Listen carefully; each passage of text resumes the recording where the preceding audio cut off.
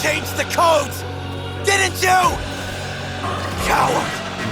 Come out and face me! Hey all, Siege here today. Well, today we discuss the 7 in depth. The Executors who placed themselves above all else during the Orkan's reign. Those being Ballas, Tuvul,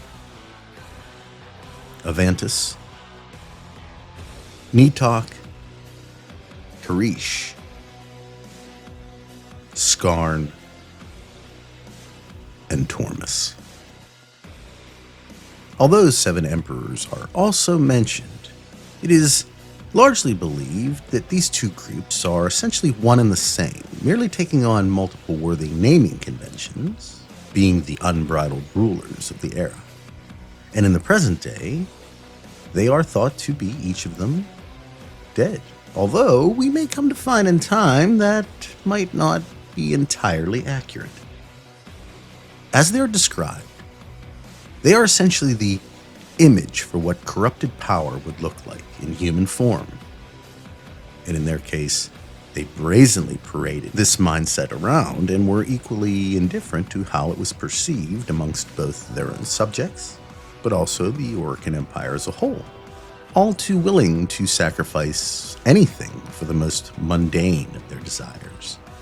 The opinions of others, relationships, even lives, should any of it be seen as an obstacle. And after making the origin system a complete waste of depleted natural resources, while at the same time being heavily over-experimented on for all kinds of different purposes, it's not hard to believe that someone, or many ones, would begin to have problems, first following such tyrants, but when realizing they could not be removed from power peacefully, eventually with their very existence. And while it would seem they received the reckoning they so desperately deserve from a combination of Tenno, Warframes, and as we'd come to find, Orkan themselves, this collapse, the event or series of events that ended Orkan dominance, is said to have reached its apex during the Tenno Revolution at the outer terminus on Pluto. Yet what's interesting is the majority of these individuals survived this particular encounter.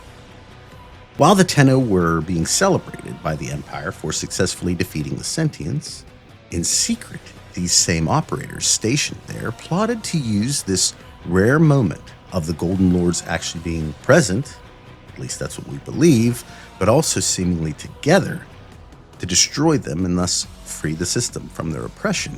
Something that appears to have even been somewhat guided by the Lotus, and with Margulis's memories, persona, or even soul, now a part of her own makeup, while also being sentient as well, it absolutely makes sense that she would, for multiple reasons, want the death of these tyrants as retribution for both aspects of her now broken psyche.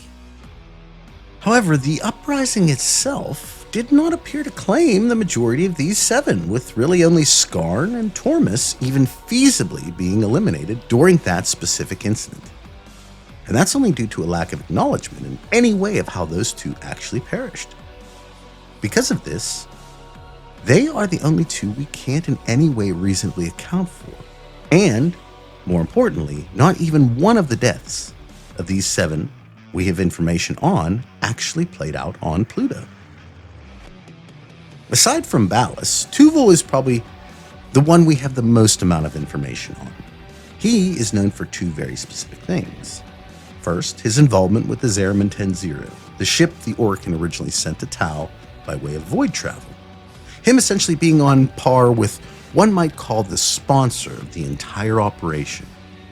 And while perhaps noble at first glance, sending a small few, relatively at least, on a voyage to be settlers for a new land, he was anything but. On the surface, these chosen settlers enjoyed parades and what would amount to some of the Orkan's finest technological advancements, most notable of which being the reliquary drive, a system capable of transporting ships, cargo, and even living creatures by way of the void. A cosmic plane of incalculable energy surrounding what very well may encompass the entirety of the known universe, considering its presence both here and in Tau. with the Zeraman 10-0, also one of the finest ships the Empire had conceived up to that point.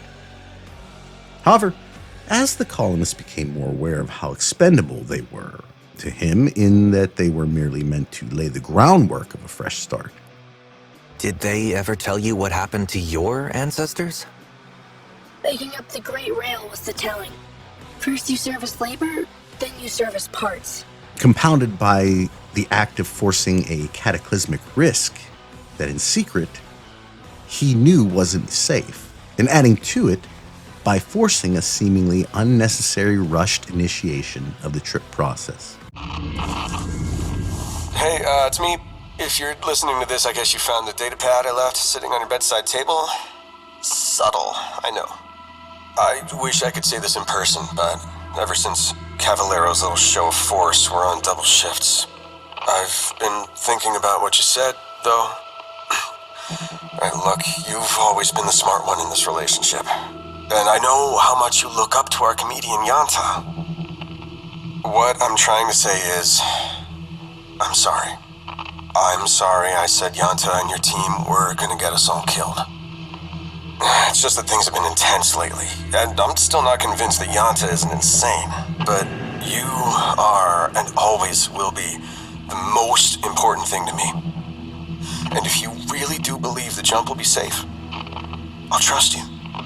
Forcing the jump to Tau earlier than scheduled, even against the wishes of those on board.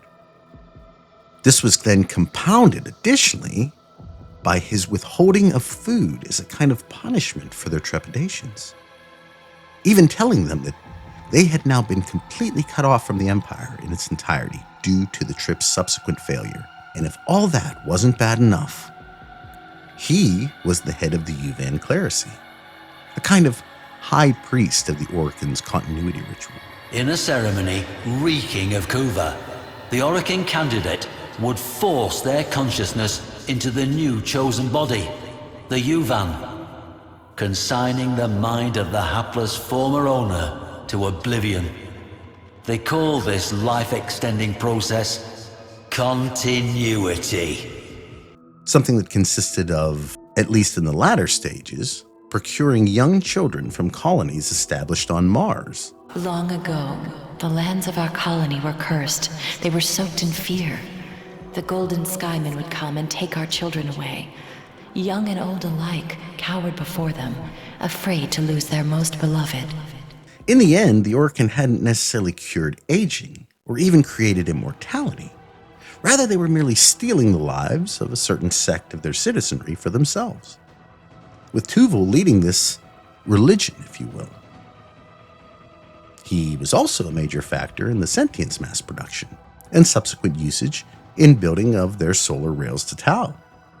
His voice essentially providing the dissenting opinion necessary for their group to usurp even their own laws in regard to the sentient's apparent heretical creation and usage. In his death, coming shortly after the collapse, once he'd fled to Lua, is also one we are provided a very visceral description of within Drusus Levirian. Executor Tuvul scrambled to set up the ritual room. This time, the ceremony was different. Instead of a soprana, there was a mere mandachord playing automated notes. And instead of the prepared Yuvan, there was a most unusual cryopod containing a young child sleeping peacefully. The aforementioned contingency. In Tuvul's hands, so it is said, were an artifact and a codex belonging to none other than Albrecht Entrati himself, father of void travel, and a man who had sacrificed his sanity to it. Tuvul opened the book to pages strange and profane. We know this, having retrieved it from the site much later. It is my belief that Tuvul intended to protect himself from the horrors the void would unleash, using what amounted to a madman's grimoire. A desperate act indeed. I like to imagine that as he parted his withered lips to begin the ceremony, to call down the void, that was the moment he heard Ulfrun's ravening howl. From void signatures, evidence at the site, and what recording technology survived that once-in-a-lifetime void conjunction, I infer the following. Forgive an old man some dramatic license. The kuva was poured, the lamps were lit, and the ritual of continuity began.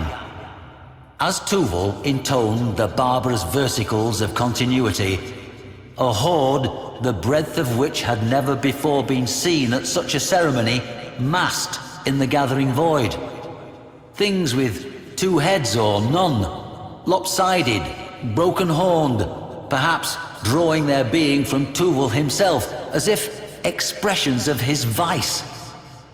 At this moment, I believe Varuna and her pack attacked, hoping to end the ceremony before it began. No such luck. The circle's site was later found to be treacherous with the remnants of slain abominations. Varuna and her wolves tore into the manifestations, rending with axe and fang, while Tuvul droned on, panicked. The pack hacked and tore their way through the throng toward him. Why was Tuvul not the first to fall? I cannot answer. Perhaps Albrecht's work had something to it, or perhaps those beasts simply understood that this wretched old man was the only thing keeping the door open for them. Tremors shook the surface of Lua, and a great cry rang out, like that of a mother crying for her children. Tuvul sweated. The kuva trembled in its bowl. Varuna was relentless, demons falling to blade and fang. But it was not enough. The hordes of the void are without number, and this one, if hell has a hell, then those monsters knew it well. With one last ululating cry, Tuvul's ritual reached its peak. Within the crypod, the child's eyelids fluttered, and Varuna staggered. In what scratchy stills survived in void-corrupted data masses, what I saw between child and Warframe was recognition. Tuvul took some meager scrap of courage from this delay and reached for the bowl of kuva, now boiling and steaming with weird energies. Varuna struck him aside and seized the energized kuva, not for herself, but for her wolves. Cheated of his continuity, Tuvul turned to flee.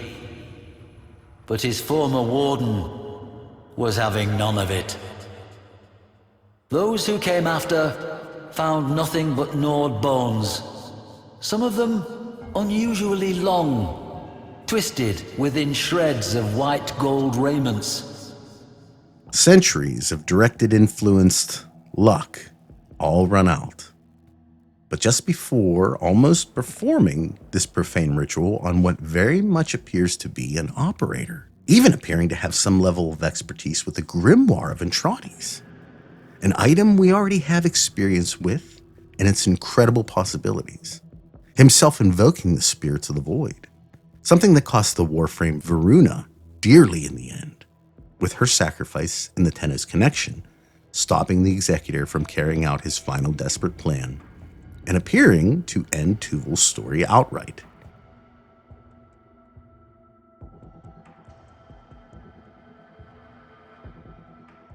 Now, I have to say, although information about this next Executor is scarce, we can derive a bit of insight about Avantus from the Arid Eviscerator imprint found with Cephalon Samaris.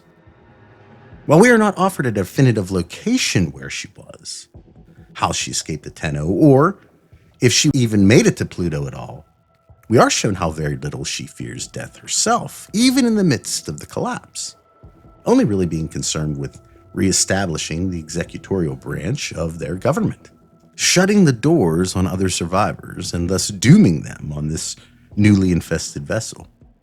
Ordering Grenier she comes across in the aftermath to lay down their existence for her, guard her and deliver her to some method of transportation, all while blatantly exclaiming how insignificant and unimportant everyone aside from her and her companion Bilsa were, even revealing she had no intention of allowing any of the Grineer, those that had defended her, to accompany them on the trip, effectively stranding them to die here as well, all for the quote-unquote empire.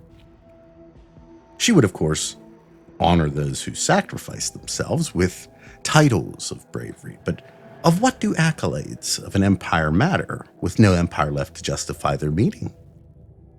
These Grineer, who had successfully accompanied them to the escaping vessel, essentially asked themselves the same question, and once the ship had been successfully opened, the judgment and assassination of our dear Executor Avantus was swift, using Bilsa's clearance to commandeer their own means of escape, just after bringing a final end to another of the seven. Executor Karishh is one of the most unique of the seven. Let me explain to you why. Karishh and his 12 additional grafted stomach sacs, each capable of providing him levitation, the reason why you see him floating in the old piece, is a bit of an outlier when it comes to the Executors, and perhaps one that reveals even more about the seven as a whole. But more on that a bit later. His major sin is gluttony. After the fall of the Orokin Empire, a surviving Orokin Executor, a violet-scented brute named Karishh, lorded over Europa's frozen, famine-struck city of Ridda. Save within his walled manse, the moist and loathsome Karishh lived a lavish life, while his frail citizens obeyed every edict in the hope of receiving his pre-masticated table scraps. As the city starved beneath him, Karishh commanded yet another feast for himself and his gluttonous sycophants. 12 courses for each of his 12 grafted digestive sacs, and one uninvited guest. The aforementioned sacs, as worded, appear to both allow him to hover instead of walk and consume as much food as Orokinly possible, I suppose the correct term would be. And here we have again another of the seven who either wasn't at the outer terminus during the Tenno uprising or somehow escaped, as Karishh is found within Europa, living what only can be considered his best life. Of course, at the expense of literally everyone else serving him. Eventually, Gauss and Grendel Warframes descend upon the city, forcing the Executor to flee into the mountains. Scraps of cloth matching Grendel's unexpectedly elegant Sayandana were retrieved from the site, hooked on the remnants of gilded gates, stained with evidence of his degustation. Indeed, most of the Orokin hangers-on who attended the feast became it, and Karishh himself fled shrieking into the hills of Ridda as fast as his 12 exosac levitators would carry him. Many Warframes have speed and litheness, but power, momentum, impact, these require mass. And there, the creased midsection, the seam, does it split? Yawning open with a jagged, vacuous aperture to who knows? A certain Orokin may have found out. That night, the people of Ridda ate their fill, feasting until the frozen mountains lit warmly with the dawn. It was toward those roseate peaks that the Executor had fled, pursued by Grendel. What his fate was, I cannot say. But as the people feasted, so the story goes, they were suddenly struck silent by a strange, deep sound, a rumble carried from mountain to mountain. A single, satisfied belch. An important thing to consider here is, while it's insinuated Karishh met his end here, it's only that, an insinuation. And that might be something to keep a close eye out for in the future. The seven have shown themselves to be exceptionally crafty, and him somehow surviving the encounter wouldn't surprise me in the least. Moving on to Executor Nitokh. She is described briefly in the old piece, but more substantially by Roth within the KIM and other parts of his general dialogue. He was her lackey, the one the entire empire believed a lapdog to her every whim and desire. And while he attempts to justify this as being patient for the proper timing, his willing defection from the war via Albrecht and Trotty and his serum would signify the contrary. Nitokh is an exceptionally brutal woman, mixing visceral love and war together in equal parts, seeming to almost blend them together in her depicted persona. In fact, I feel she would be best described as having an almost unsatiable desire, or lust, if you will, for both in equal measure. While she was the mysterious benefactor to the Anarch's desire for war with the sentients, in truth, her desires were far grander, essentially desiring the entirety of the Seven to fall in the process, and she was largely using Roth for both of her basal wants, him essentially being at her beck and call and amounting to nothing more than her favorite victim. And while Roth himself is quite the bastard, one can also see how some of his malice and pettiness was directly created by her. Understand, I'm not condoning or condemning, mind you, merely observing. To this day, we don't even know what happened to Executor Nitokh. It's possible she was one of the few that were slaughtered by the operators on that fateful day in the outer terminus, but it's also possible she may still live to this day, maybe even in Tau, especially given her previous involvement in the area, and if so, Roth warns it will be far worse than that of Ballas. Speaking of, with the information gleaned in Tau, we now know more of the story of Ballas, and realistically, he deserves an entire video all to himself, as he is one of the most important and influential characters in the Warframe universe, but for the sake of brevity and this video's length. In short, he is both the creator of the Warframes and lover of Margulis, with his own breaking point coming when being forced to put his consort to death due to both the actions of the Tenno and her defense of them, essentially going against the words and wishes of the other seven. He was also the deciding vote on whether the Orkin would choose peace or war with the Sentients, and then turned out to be the architect behind a plan the operators were unknowingly executing, to destroy Tau's xenoflora and essentially force all self-aware sentients to revert back to their previous hive-minded loyalties.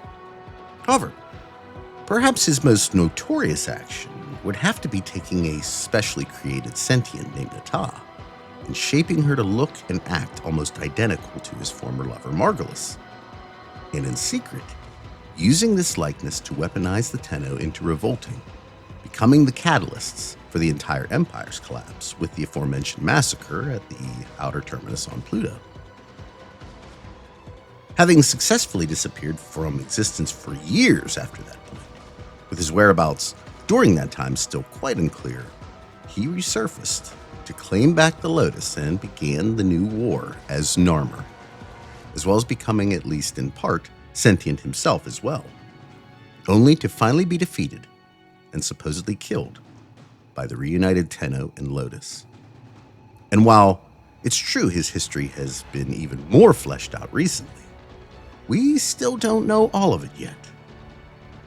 One would assume Ballas to have been the target of the operators at the outer terminus almost immediately, especially taking into account his significant involvement with the World Seeder's destruction of the xenoflora, as well as what occurred with Margulis. But what we don't know enough about is the switch.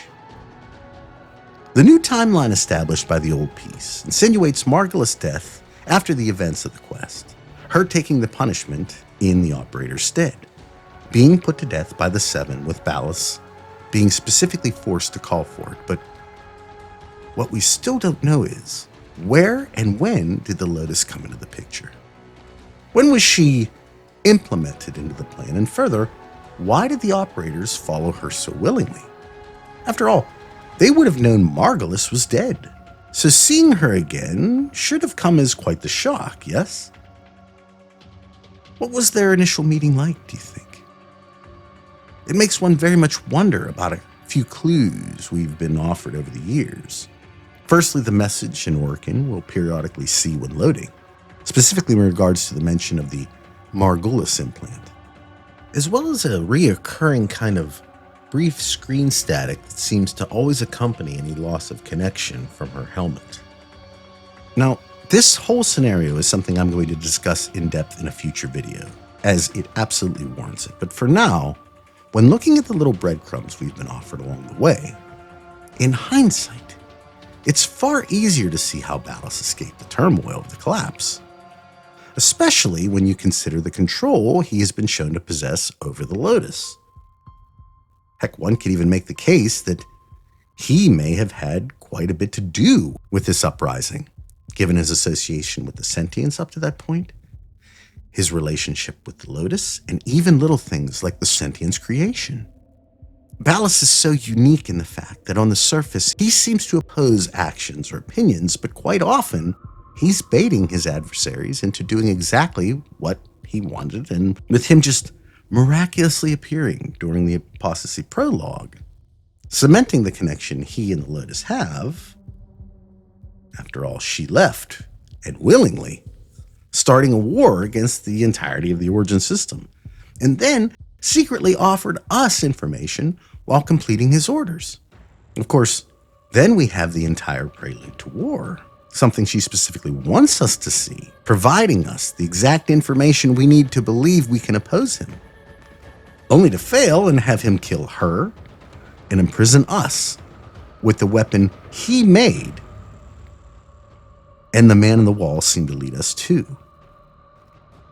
Well, while we believe him to be very much dead, something we both witnessed and the Lotus herself confirms in the old piece, I want you to consider that seeing how intelligences can be piggybacked on top of each other with Lloyd and Otak, Ballas's experience with continuity and being able to somehow implant a person's soul within this shell, the three of us entwine.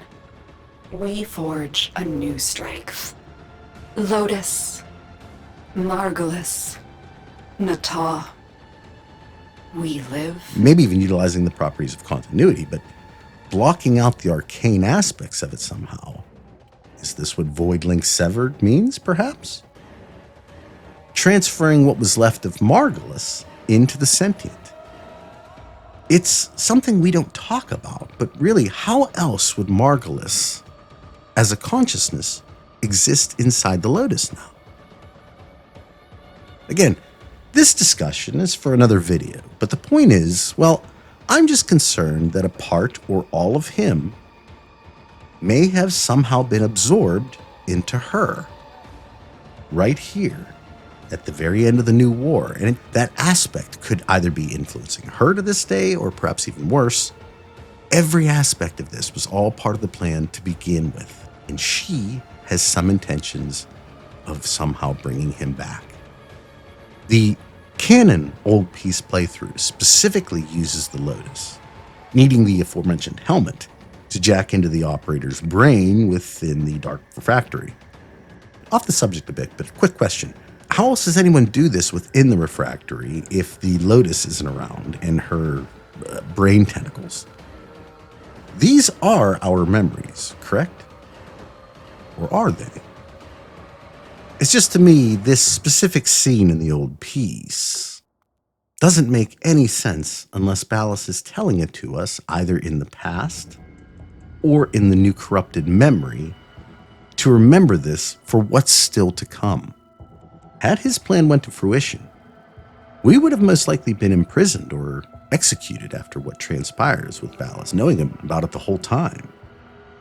So why would we have needed to remember this? Here's what I want you to consider about the Seven. The two executors we have the least amount of information on are, amazingly enough, the only ones who would have essentially been killed at the ceremony on the outer terminus. Ballas, Avantus, Karishh, and Tuvul all died after the fact. And while we can speculate Nitokh too was killed there, Roth seems to imply that may not have been the case. And I have to wonder, if Tormis and Scarne are the only ones who were actually killed at the ceremony, why was it just them? Scarne in particular was considered a pacifist and was on the side of peace with the sentients. In my opinion, if any of the 7 should have been spared, it would have probably been him, and we really know nothing of Tormis at this point other than he is an absolute beast of a specimen. Look at this beefcake. This is the guy we went after? Really? In my opinion, this only further cements the idea of a coup against the 7. And from what we do know, many of them had already planned to overthrow the Empire. One actually succeeded. The questions we have now are, how far-reaching were his plans? Who was all involved? And are we still existing within the plan's machinations? You're just going to have to forgive me if I don't trust fully that we've seen the last of Executor Ballas.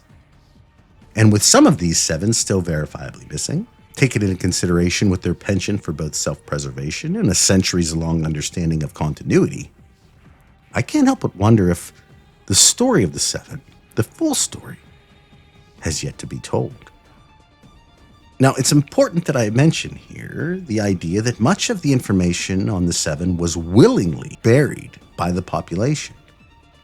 So perhaps the reason Tormis in particular has no records at all is that what he was specifically guilty of may have been so heinous it needed to be forgotten, to be written out of history altogether. And that is a scary thought.